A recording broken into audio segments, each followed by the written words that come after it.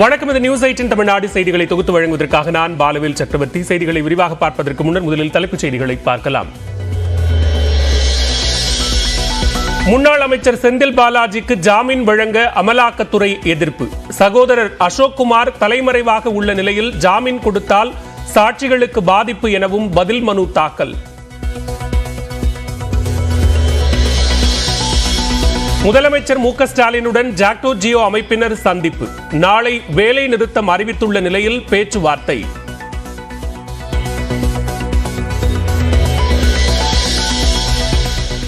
மாநிலங்களவை உறுப்பினராக தேர்வாகிறார் சோனியா காந்தி. ராஜஸ்தானிலிருந்து வேட்புமனு தாக்கல்.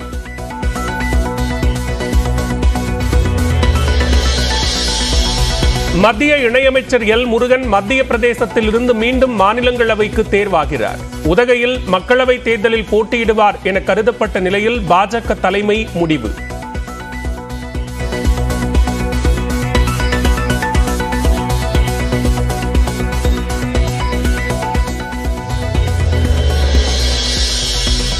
அபுதாபியில் மடகாஸ்கர் அதிபருடன் பிரதமர் நரேந்திர மோடி சந்திப்பு. இந்து கோவில் திறப்பு விழாவிலும் இன்று பங்கேற்கிறார்.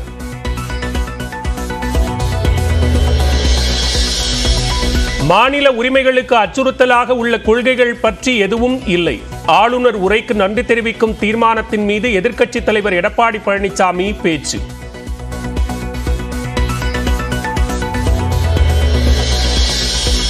அரசியல் அமைப்புக்கு எதிரான ஒரே நாடு ஒரே தேர்தல் நடைமுறைக்கு சாத்தியமற்றது. எதிர்ப்பு தெரிவித்து சட்டப்பேரவையில் தீர்மானத்தை முன்மொழிந்த முதலமைச்சர் மு.க. ஸ்டாலின் குற்றச்சாட்டு. அனைத்து மாநிலங்களிலும் ஆட்சி அமைந்து ஒன்றியத்தில் அமையும் ஆட்சி கவிழுமானால் அனைத்து மாநிலங்களையும் கலைத்துவிட்டு தேர்தல் நடத்துவார்களா? சில மாநிலங்களில் ஆட்சி கவிழ்ந்து தேர்தல் நடத்தும் சூழல் ஏற்பட்டால் ஒன்றியத்தில் ஆட்சியில் இருப்பவர்கள் தானாக முன்வந்து பதவி விலகுவார்களா? இதைவிட காமெடி கொள்கை இருக்க முடியுமா? மக்கள் தொகை அடிப்படையில் தொகுதி மறுசீரமைப்பு செய்யக்கூடாது என வலியுறுத்தி சட்டப்பேரவையில் தீர்மானம் நிறைவேற்றும். தமிழ்நாட்டை வஞ்சிக்கும் அநீதியான முயற்சி என முதலமைச்சர் மு.க. ஸ்டாலின் விமர்சனம். மக்கள் தொகை அடிப்படையில் தொகுதி மறுசீரமைப்பு செய்வதற்கு எதிரான தீர்மானத்திற்கு அதிமுக ஆதரவு. தங்களது கோரிக்கைகளை நிறைவேற்றினால் ஒரே நாடு ஒரே தேர்தலை ஆதரிப்போம் என்றும் அறிவிப்பு.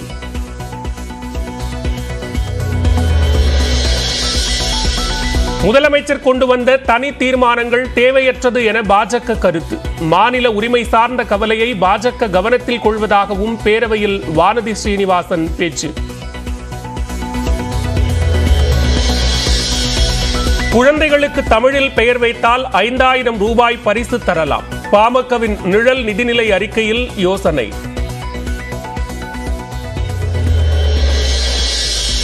ஸ்டெர்லைட் ஆலையை திறப்பது குறித்து ஆய்வு செய்ய குழு அமைக்கலாம் என உச்சநீதிமன்றம் யோசனை. தமிழ்நாடு அரசு கடும் எதிர்ப்பு.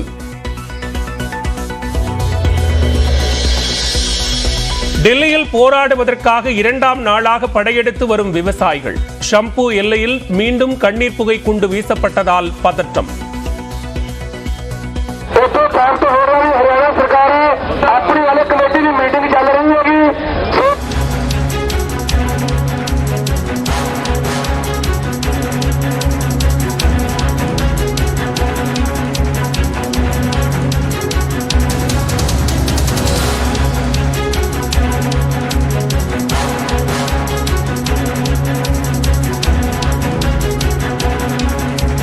தற்போதைய அண்மை செய்தியை பார்க்கிறோம். ஜாக்டோ ஜியோ அமைப்பினர் நாளை நடைபெறவிருந்த போராட்டம் வாபஸ் பெறப்பட்டிருக்கிறது. முதலமைச்சருடனான ஆலோசனைக்கு பிறகாக இந்த போராட்டம் வாபஸ் பெற்றதாக கூறப்படுகிறது. இது தொடர்பான கூடுதல் விவரங்களோடு இணைகிறார் சிறப்பு செய்தியாளர் தமிழரசி. தமிழரசி, விவரங்களை பதிவு செய்யலாம். பல்வேறு அம்ச கோரிக்கைகளை வலியுறுத்தி ஜாக்டோ ஜியோ அமைப்பினர் நாளை ஒரு நாள் அடையாள வேலை நிறுத்தம் மற்றும் 26ஆம் தேதி முதல் காலவரையற்ற வேலை நிறுத்த போராட்டத்தை அறிவித்திருந்தனர். இந்த நிலையில் நேற்று தலைமைச் செயலகத்தில் அமைச்சர்களை சந்தித்து ஆலோசனை பேச்சுவார்த்தையில் ஈடுபட்டனர். அதனைத் தொடர்ந்து இந்த போராட்டத்தை கைவிட வேண்டும் என்று அமைச்சர்கள் வலியுறுத்தியிருந்தனர். தொடர்ந்து அரசின் நிதி நிலைமை தொடர்பாக தங்கம் தென்னரசுவும் அறிக்கை வாயிலாக ஜாக்டோ ஜியோ அமைப்பினர் மற்றும் அரசு ஊழியர்களிடம் கேட்டுக் கொண்டிருந்தார். இந்த நிலையில் இன்று காலை முதலமைச்சரை தலைமைச் செயலகத்தில் ஜாக்டோ ஜியோ அமைப்பினர் சந்தித்து பேச்சுவார்த்தையில் ஈடுபட்டனர். இந்த நிலையில் அதற்கு முதலமைச்சரை சந்தித்த பிறகு ஜாக்டோ ஜியோ அமைப்பினர் தனியாக ஆலோசனையில் ஈடுபட்டனர். இந்த போராட்டத்தை அடுத்த கட்டமாக கைவிடுவதா அல்லது தொடர்வதா என்பது தொடர்பாக அவர்களுடைய உயர்மட்ட குழு உறுப்பினர்கள் இந்த ஆலோசனையில் ஈடுபட்டு வந்தனர். இதனைத் தொடர்ந்து தற்போது இந்த போராட்டத்தை வாபஸ் ஜாக்டோ ஜியோ அமைப்பினர் உயர்மட்ட குழு உறுப்பினர்கள் ஆலோசனையை தொடர்ந்து இந்த நாளை நடைபெறுவதாக இருந்த ஒரு நாள் அடையாள வேலைநிறுத்த போராட்டம் வாபஸ் பெறுவதாக அவர்கள் முடிவெடுத்திருக்கின்றனர். தற்போது ஜாக்டோ ஜியோ அமைப்பினர் இன்னும் சற்று நேரத்தில் இது செய்தியாளர் சந்திப்பு வாயிலாக அவர்கள் தெரிவிக்க இருக்கின்றனர். இன்று காலை முதலமைச்சரை ஜாக்டோ ஜியோ அமைப்பினர் சந்தித்திருந்த நிலையில் தற்போது இந்த முடிவானது எடுக்கப்பட்டிருக்கிறது. தமிழரசி, இப்போ ஜாக்டோ ஜியோ அமைப்பினர் முன்வைத்த பிரதானமான கோரிக்கைகள்ல இப்போதைக்கு நிறைவேற்ற முடியாது, அது நிதிநிலை காரணமாக இன்னும் சில நாட்கள்ல சில மாதங்கள்ல நிறைவேற்றப்படும் அப்படின்னு அமைச்சர் தங்கம் தென்னரசு சொல்லியிருந்தார். இப்போ ஏற்பட்டிருக்கக்கூடிய உடன்பாடு என்பது எதன் அடிப்படையிலானது? ஜாக்டோ ஜியோ அமைப்பினர் கோரிக்கைகள் முன்வைத்திருந்த நிலையில் நேற்று அறிக்கையை வெளியிட்டிருந்தார். அந்த அறிக்கையில் தற்போது தமிழக அரசு 2 பேரிடர்களை சந்தித்திருக்கிறது. அதே போல மத்திய அரசிடமிருந்து கிடைக்க வேண்டிய பல்வேறு நிதி பங்கீடு என்பது கிடைக்க பெறாமல் இருக்குது உள்ளிட்ட பல்வேறு காரணங்களால் தமிழக அரசு நிதி பற்றாக்குறையை சந்தித்திருக்கக்கூடிய சூழல் என்பது ஏற்பட்டிருக்கிறது. தமிழக அரசு ஈடுபட்டு வரக்கூடிய நிலையில் தற்போது ஜாக்டோ ஜியோ அமைப்பினர் அரசு ஊழியர்கள் முன்வைக்கக்கூடிய கோரிக்கைகளை நிறைவேற்ற முடியாத சூழல் இருப்பதாகவும் இந்த தீர்ந்த பிறகு அரசு ஊழியர்களின் கோரிக்கை படிப்படியாக சரி செய்யப்படும் என்று அமைச்சர் தெரிவித்திருந்தார். எனவே இந்த தமிழரசி தொடர்ந்து இணைப்பில் இருங்க. தற்போது ஜாக்டோ ஜியோ அமைப்பினர் செய்தியாளர்களை சந்திக்கிறார்கள். நேரலை காட்சிகள் பார்க்கலாம்.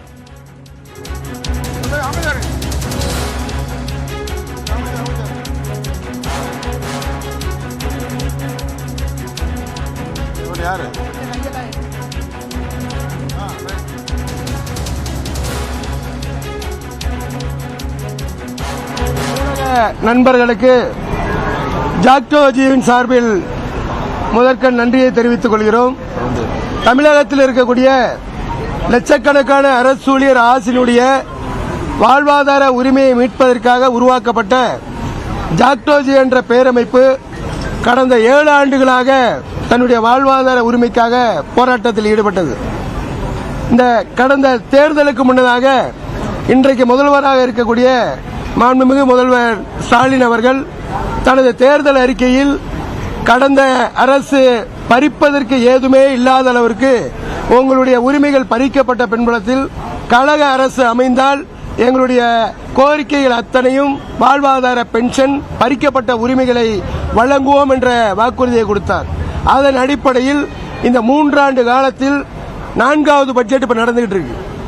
எனவே இந்த 3 ஆண்டு காலத்தில் 4வது பட்ஜெட் நடக்கும் பொழுது எங்களுடைய வாழ்வாதார கோரிக்கை நிறைவேறவில்லை என்று சொல்லி பல கட்ட போராட்டங்களை அறிவித்திருந்தோம்.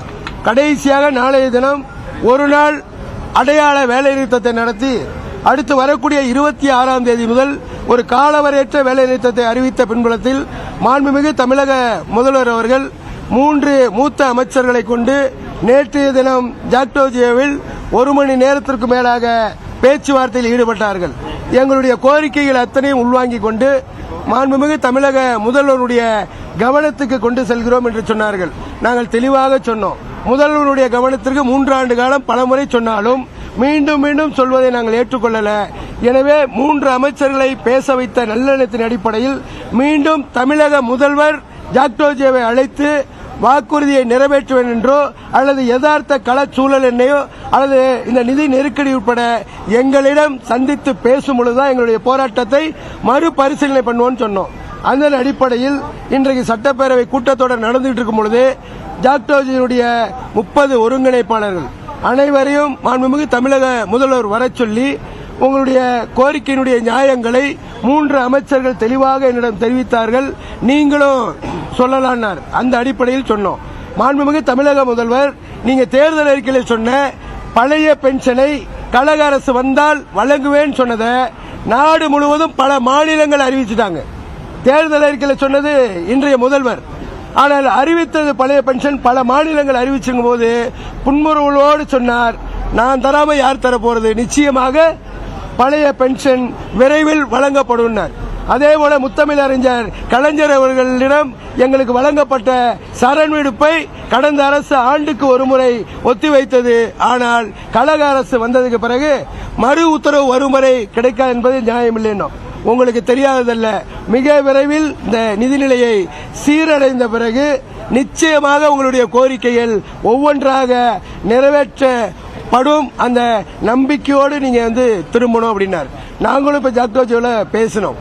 கடந்த 10 ஆண்டுகளில் பேசாத முதல்வர் அல்லது 10 ஆண்டுகளுடைய கோரிக்கை இன்றைக்கு ஒவ்வொன்றாக அறிவிக்கலாம் கூட எங்களுடைய அகவிலைப்படி போன்ற பல்வேறு அம்சங்கள் மாண்புமிகு தமிழக முதல்வர் ஜாக்டோ ஜியோனுடைய மாநாட்டில் பங்கேற்று எங்களுக்கு ஒரு உறுதியை சொன்னார். நான் உங்களுடைய கோரிக்கையில மறக்கல மறுக்கவும் இல்லைன்னார். அதை நாங்கள் இன்னைக்கும் சொன்னோம். நீங்க சொன்ன அந்த மறுக்கலங்கிறத இன்னும் நாங்கள் மறுக்கல. ஆனால் மறுக்காமல் பண்ணணுன்ற ஒரு அழுத்தத்தை கொடுத்தோம். நிச்சயமாக நாம் பண்ணாம யார் பண்ண போறது, நம்பிக்கையோடு இருங்க, மிக விரைவில் பண்ணணும். அப்ப அந்த அடிப்படையில் ஜாக்டோஜியுடைய மாநில ஒருங்கிணைப்பாளர்கள் இவ்வளவு நேரம் நாங்கள் டிஸ்கஸ் பண்ணதுல மீண்டும் மாண்புமிகு தமிழக முதல்வருக்கு ஒரு வேண்டுகோளை விடணும்ன்றோம். மாண்புமிகு முதல்வர் எங்களை நம்பி அப்படி சொன்னதை நிச்சயமாக ஒரு முதல்வர் பேச்சுவார்த்தை நடத்தி எங்களுடைய கோரிக்கையில் நிச்சயம் நிறைவேற்றப்படும் என்ற இந்த நம்பிக்கை நீர்த்து போகவில்லை. நிச்சயமாக நம்புறோம், நிச்சயமாக நீங்க வழங்குவீங்க நம்பிக்கையின் அடிப்படையில் கடந்த முறை 3 அமைச்சர்கள் பேச்சுவார்த்தை நடத்திய போது எங்களுடைய அகவிலைப்படி நிலுவையோடு வாங்கிய மாண்புமிகு தமிழக முதல்வர் 19ஆம் தேதி இந்த பட்ஜெட் கூட்டத்தோடு முடிகிறதுக்கு முன்னதாக அறிவிப்புகள் ஏதேனும் அறிவிக்க வேண்டும் என்ற வேண்டுகோளோடு முதல்வருடைய வேண்டுகோளின் அடிப்படையில் இந்த போராட்டத்தை நாளை நடக்கக்கூடிய ஒரு அடையாள வேலைநிறுத்தத்தை நல்லெண்ணத்தின் அடிப்படையில் தற்காலிகமாக ஒத்திவைத்து மீண்டும் முதல்வரோடு பேச்சுவார்த்தை நடத்தி உரிமைகளை மீட்க முடியும் என்ற நம்பிக்கையோடு நாளைய போராட்டம் ஒத்திவைப்பதென முடிவெடுத்துள்ளோம்.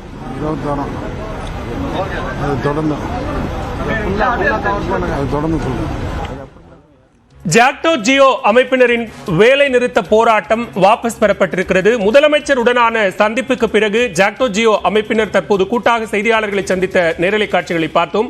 நாளை நடத்த இருந்த அடையாள வேலை நிறுத்தம் மற்றும் 26ஆம் தேதியிலிருந்து நடத்தப்படுவதாக இருந்த தொடர் வேலை நிறுத்தம் ஆகிய 2 போராட்டங்களும் வாபஸ் பெறப்பட்டுள்ளதாக அறிவிக்கப்பட்டுள்ளது.